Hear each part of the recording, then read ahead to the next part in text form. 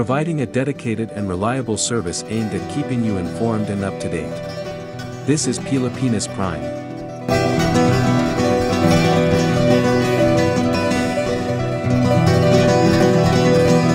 Ang presidente sa China nga si Xi Jinping nag-abag sa 7 trilyon US dollar nga kalisod samtang naglupad ang antas sa utang sa nasud, naguba ang real estate, og nag-undang ang merkado og balik og labaw 21% gikan sa taas natong 2021.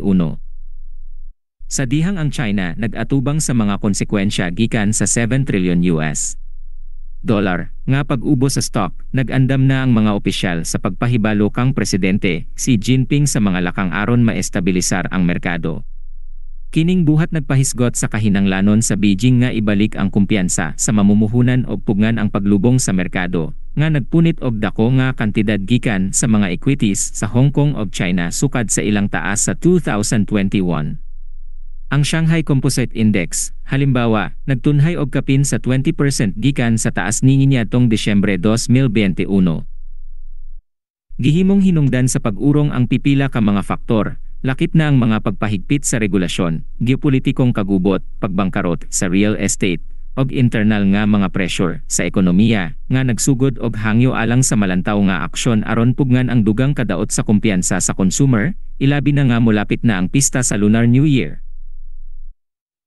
Ang sektor sa real estate sa China nag-angkon og dakong mga hinagiban nga naglangkob sa usa ka krisis nga naghulagway sa tibok ekonomiya sa nasod.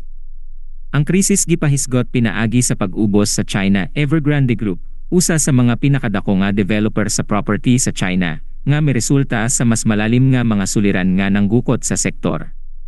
Ang agresibong paglambo sa Evergrande nga gimarkahan sa pagsaagad nga pag-akwisisyon sa yuta og labaw sa tanang pautang, sa ulahin niyang gidala sa kahimtang nga wala niya ipundo. Kining kahimtang nagpamatuod sa mas malawakang mga kahinaan sa sulod sa real estate market sa China, lakip na ang taas nga antas sa utang, ang hinay nga pagbaligya sa property, og mga pagbabag-o sa regulasyon nga nagtinguha sa pagpugong sa speculative investments. Ang krisis nagtanyag og malawakang mga konsekwensya, dili lamang alang sa mga developer sa property kundi sa tibok ekonomiya sa China.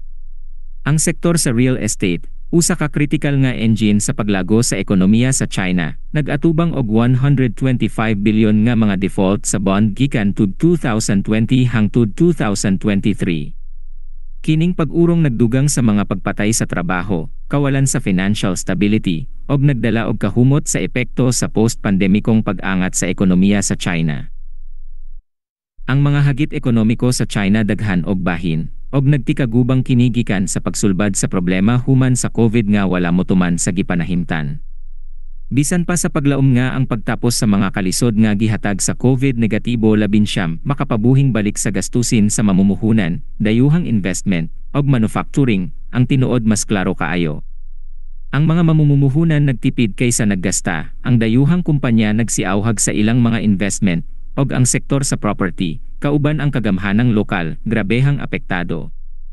Kining mga kahimtang nagpalabi og duha-duha sa kahugyaw sa modelo sa paglambo sa China, nga dugay nang giimpluwensyahan sa konstruksyon og investment kontra sa konsumo. Ang tubag sa liderato mao ang pagpanumpa sa pag-ampo sa domestic demand og pag-angat sa ekonomiya alang sa tuig 2024, nga may pagtan-aw sa suporta sa ekonomiya pinaagi sa dugang stimulus measures. Apan, ang pagkabot nining mga tinguhan nagpabilin nga makita, tungod kay ang mga naunang lakang nag-ubos sa gikalibang nga paglaom sa merkado og kumpiyansa sa mamumuhunan. Ang gobyerno nag-alagad sa usa ka proaktibong patakaran sa fiskal og maingon nga patakaran sa monetary, layuning palakasin ang kahimtang sa ekonomiya ug pag-aadres sa mga katalagman ug dibalanseng kahimtang nga nanggukot sa ekonomiya. Hinumduman, ang dalan nga to sa usa ka maluntarong pag-angat daw kahibulong, uban sa mga hagit sama sa pagdumala sa taas nga antas sa utang, pagpukaw sa konsumo, o pag-navigate sa mga geopolitikong tensyon.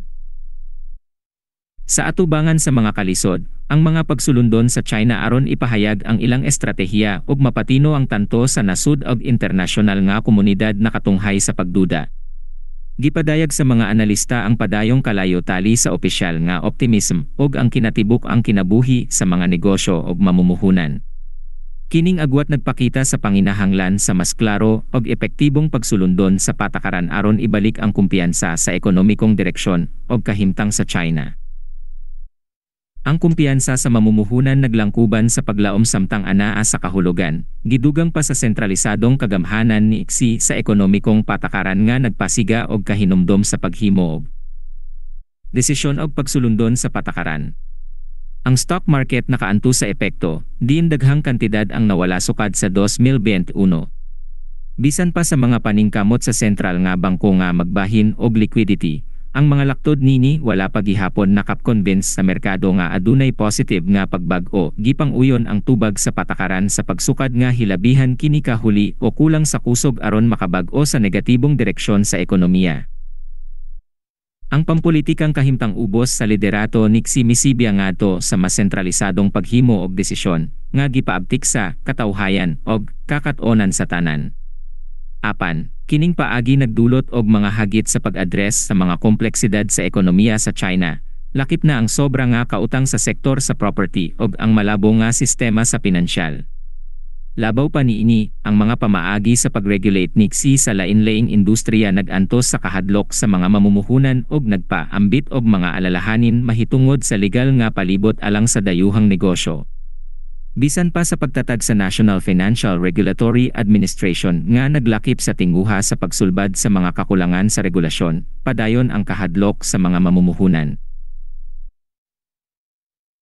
Sa padayon nga paglangoy sa mga maburol nga kahimtang, ang atensyon nagtan-aw ngadto sa pagpangita og bag-ong mga nagtutol sa ekonomikong paglambo.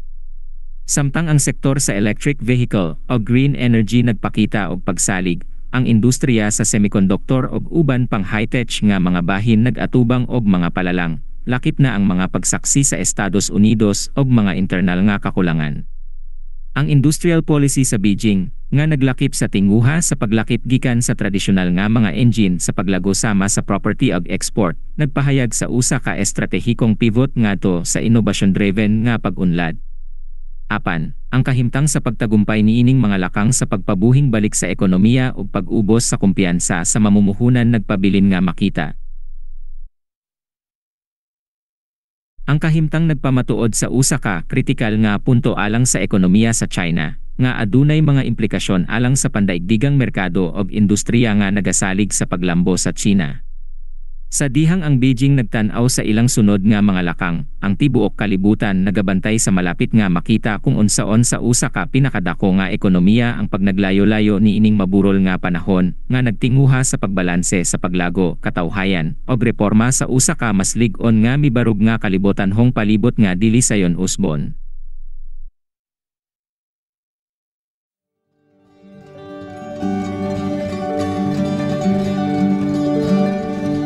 Providing a dedicated and reliable service aimed at keeping you informed and up to date. This is Pilipinas Prime.